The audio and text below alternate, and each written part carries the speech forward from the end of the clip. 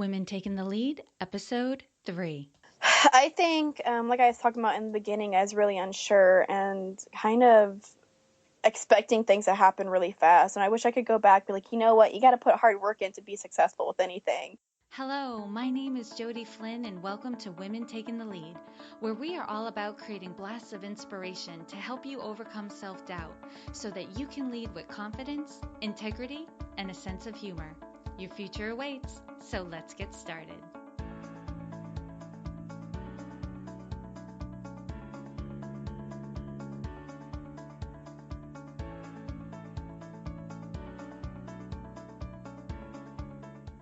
Hello, everyone, and thank you for joining us today. I'm here with Josey Milner, who is part small town teen, part roadworthy country starlet. And starting at only 17 years old, she turned heads and changed hearts with her debut U.S. single, Not Pretty Enough. That song thrust Josey into the country music spotlight, launching her anti-bullying campaign with Angels and Doves, earning her a 2013 Independent Country Music Award nomination for Promising Young Artist, a top 10 hottest new artist designation, and a #1 single on the world's first independent country music chart, Indie World. Now 19 and a recent Magna Cum Laude high school graduate, the CMT.com Top 20 artist has taken her initial success to greater heights with Cowgirls, which reached #1 on the New Music Weekly and top 75 on Music Row. Wow, Josey. That was meant to be just a teaser, and it really is, because I know you have more to say. But as excited and, proud as I'm sure everyone listening is of you, tell us more about you and where you come from. Definitely. It's always kind of a little overwhelming whenever I hear that bio or something like that. I'm just like, oh my gosh, that's crazy. But all right, so kind of grown up in a small town. I'm kind of your typical small town girl. I've always loved singing, and ever since I could remember, I've always been singing on the radio or asking for CDs for my birthday, or just something that has always had to do with music. And so it's definitely something that I've always been interested in. And before I got into music, I actually did rodeo for 8 years. And it was my rodeo, as I say, is where stuff really started, because I started to sing the national anthems at them. And, they'd always be like, hey, do you want to come do this really quick? So to play the recording, or hey, do you have time? And so I'd always just jump off my horse, run up, sing the national anthem, and come back and get back on my horse and get in the arena. So and then it was singing the national anthems that I was invited to sing at the National Steel Guitar Convention in St. Louis, Missouri back in 2010. So we're talking 5 years ago now. And I never been able to perform really on a main stage before, and it was a whole new experience for me. I never had performed in front of a live audience like that, and I was super excited, and I got up there, and holy cow, I loved the feeling of it. I thought it was absolutely amazing, and I never wanted to get off. And after I did, I had a lot of people come up and say they really enjoyed it. And at that time, I was only about 14 years old, so for people to really say they enjoyed it with being fairly young, it was pretty awesome, not gonna lie. and I actually had a couple people say, hey, you might want to try out the country music industry, because we think you can go really far with it. So with kind of having that kind of recognition and people already kind of saying, hey, you might want to look at this, we had to pay attention to it. So I talked to my parents about it, and they're like, yeah, sure, let's give it a try and see how it goes. And so we just kind of dove in head first into it, and we've been doing amazing things ever since. And there has been a few struggles along the way, but we've been able to overcome everything. And I've had some amazing support so far. And I definitely grew up really grounded and really family oriented. And so I'm able to kind of do what I love while also being a typical teenager. I'm still going to college. I am also doing my music career also while maintaining, friendships and whatnot. So it's a little crazy at times, but I wouldn't trade it for the world. That's amazing. And what I love about this story, and it's true for everybody, it started with somebody just saying, hey, can you do the national anthem before we get started? And you said yes. And one thing led to and every opportunity has just built from there. You said yes, you did it, somebody noticed, people perked up, and then somebody asked you to do another thing, and then another thing, and then another thing. And all along the way, you said yes, I'll do that. And it must have been scary. So I really, really love that. And obviously, Josey, you've had success in your life, your young life, and you've definitely gained confidence through that. But take us back to a time when you were playing small and you may not have been aware of it at the time. Share with us the story and the lessons you learned along the way. Yeah, the music industry is very unpredictable, and whenever I got into this, I was at a fairly young age, and at the beginning, it was kind of hard to kind of just jump into it, 'cause especially being so young. People didn't take me very seriously, and so that was definitely very discouraging at first. To be like, hey, they're not even going to pay attention to you, so why are you even going to try? But it's from getting them opportunities every once in a while and just saying yes and going with them that I've been able to, gain so much and have so many amazing opportunities. And it's very exciting. I know now, instead of us having to call venues and say, hey, do you want to have me in there? Or will you give me a chance? We're having people contact us now. And so it's kind of a reverse role, and it's been very exciting. So, definitely through all that, I've definitely gained a lot of confidence, and I believe in myself a lot more now than what I used to, because I know people are really starting to take recognition and really starting to truly realize and understand that I love what I'm doing and I'm happy with what I'm doing, and things are doing really good. So. Yeah. Was there ever a time, because what I'm hearing so far is when people ask you to do something, you're a yes, like a capital Y, yes. I'll do that. You stand up, you go for it. Was there ever a time where, you held yourself back and maybe missed an opportunity because you thought, oh no, no. I'm that's not for me, or I'm not good enough. I don't know if I necessarily miss an opportunity. There's been a couple things that we haven't gone that direction because that's just not the way I wanted to go. We've been contacted by a couple different record companies. We just didn't feel like it was the right thing, and so we said no to them. And of course, it's very scary because you never know what's going to happen that next day. But I want to be able to stick to myself and who I am, and I don't want to have to try to create an image of someone else for me into what they want me to be. And so, I've just always wanted to be who I am, and so that's kind of what's really steered this in the way that it's going. So yes, we've had to say no a couple times, and it was really scary, but things have worked out really well since then. So. Awesome. And you've said, like, being, going newly into the industry you're in, there's, some uncertainty. And it sounds like the decisions you made along the way have been in the direction you wanted to go. Was there ever a time of uncertainty where you had to kind of talk yourself around and give yourself a little pep talk? Oh my gosh, them are like every day. I'm just kidding. No, there is. Like I said, this industry is very uncertain. You never know what's going to happen. One day you'll be doing amazing things, the next day it could just be forgotten. And so every day, I kind of wake up, be like, what's going to happen today, or what's going to kind of push me forward. And it's just from going out and taking them chances, and from now believing in myself and knowing that I can do them, that I'm able to be like, you know what, this is possible. This is a very big reality that I'm able to do right now. So yeah. Yeah, a lot of risk taking, but with a lot of big payoffs. So that's Oh, fantastic. definitely. Now, share with us a time in your journey when you had a wake up call. Take us back to that moment and share with us the steps you took that led to your success. I probably say my biggest wake up call I've had in this so far, as far as being like, hey, this is real, was whenever I first heard myself on the radio. With that first moment, I'm just kind of like, wow, is this really happening, kind of thing. And you just kind of sit there and you're like, yeah, this is me. This is all my hard work, and it's starting to pay off. And whenever I first got into this industry, I never expected it to be as hard as it has been. I thought I went out and I performed a couple times and I got recognized. That's definitely not how it is. There's so much hard work and so much background that people don't know about, that they don't see the behind the scenes of what you have to do. All they get to see is maybe what you put on social media or what you talk about during interviews. They don't get to see the actual contacting of the people or the follow through, the steps and whatnot. Mm. So definitely a lot of the hard work that's been putting into it, and finally be able to realize, hey, you're on the radio now, so things are starting to do good. So. You know what, Jose, I'd love to hear is take us to a moment, because you said you went into it thinking, oh, well, I'll just do this, I'll get noticed, and then it'll take off. And you're right. People don't see all the work that goes on behind the scenes. But tell us about the moment where it might have been a little frustrating or deflating, where you thought, oh my gosh, I thought by now. it would have taken off a little bit faster.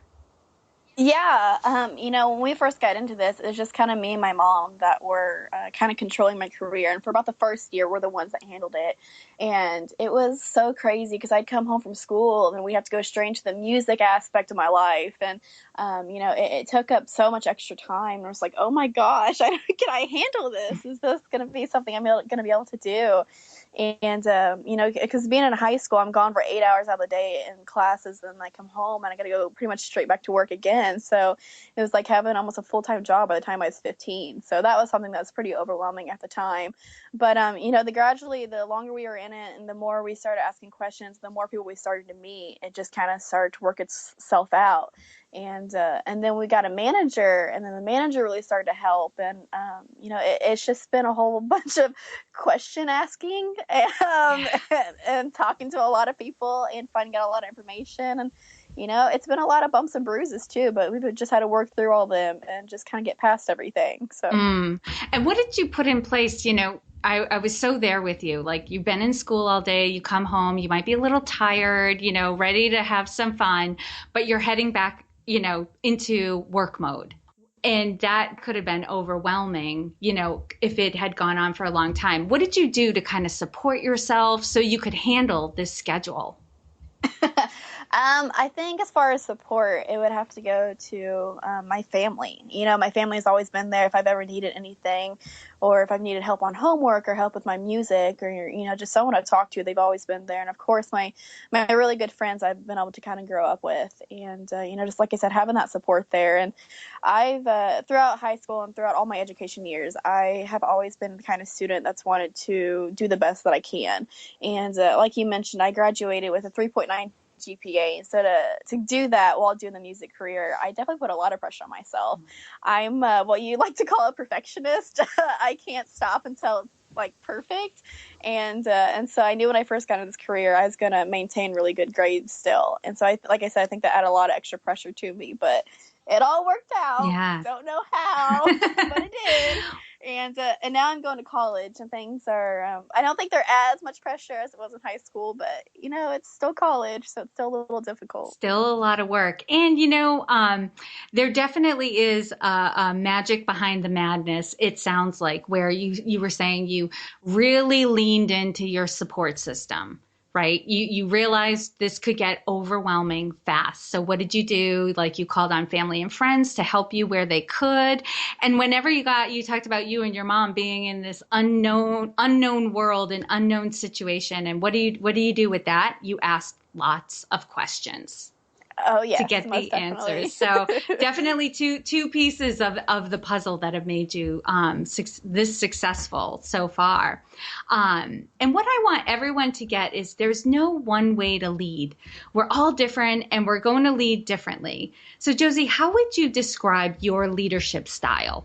I think my leadership style will definitely be just a lot of belief. No matter if it's in myself or if it's someone that I'm trying to help, just believing in them, letting them know, hey, I'm here for you and I'm going to help you with whatever I can do. And then just trying to set a good example as well.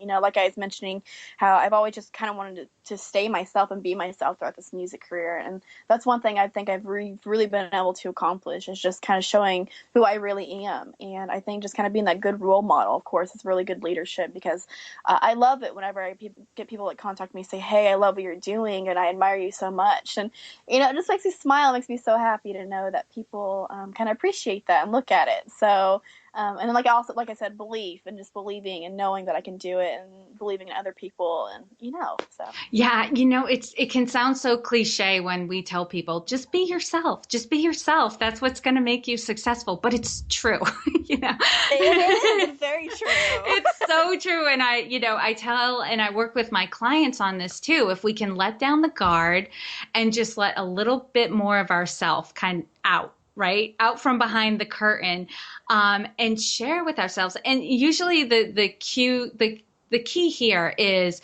if you can be the same way with everybody you meet, and no matter what situation it is, if you can stay consistent the whole time, I would say that's you being yourself. Right? Definitely. And I've noticed that the people who are really good at that, about just being themselves all the time, they have so many people that gravitate to them because they're just so real. So that is a great leadership style. Just being yourself. It's easier said than done, but it's so, so worth it.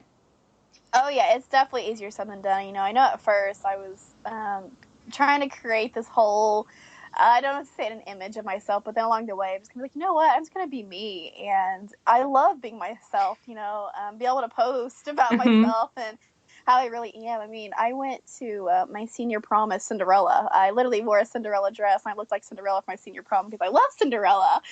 And I was like, you know what, I'm gonna be me, and so I'm gonna show it. And people loved it. Uh, So I love that. I just did a post on Facebook and the last line was be weird. And I think the world needs a little bit more of that. And like in a good way. It mean, just being kind of kooky and off track. Doing something different, doing something that maybe other people wouldn't do. And I admire people who can say, well, I love this, so I'm going to do it, even though everybody's going to be a little bit shocked by it. yeah, exactly. I love it. So, Josie, what is one thing you're working on right now that you're really excited about? I am really excited about. We are working on my next single, which will be coming to radio March 30th. It's called Red, White, and Blue. It's a patriotic song, and I'm very excited about this one. It's probably my favorite one that we've worked on yet. And on top of that, we're working on getting an EP out there. We're hoping to have that out there this year. There's not a for sure set date on that one, but we're working on it now. But for right now, we are working on my next single, and I'm very, very excited. That's awesome. And it's going to release just a few days after this episode goes live. Because if people are listening to this on the release date, it's March 25th. And so be looking for her single to come out in just 5 days. So that's exciting. Okay, now I'm going to do a quick leadership roundup. So just some quick answers to these questions. So tell us, what is one practice that makes you a better leader?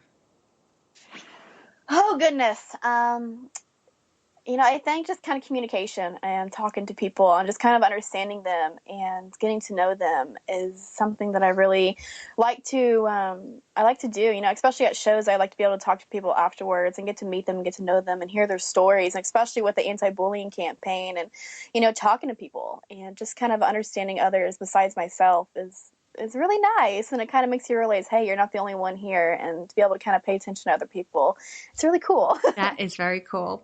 What is one book that you would recommend to a woman to help her develop her leadership? Oh my goodness. I have read so many amazing books. Oh my gosh, I don't know if I can pick one. We'll come back to that one. Let me think about that Okay. What one. what is your favorite healthy food?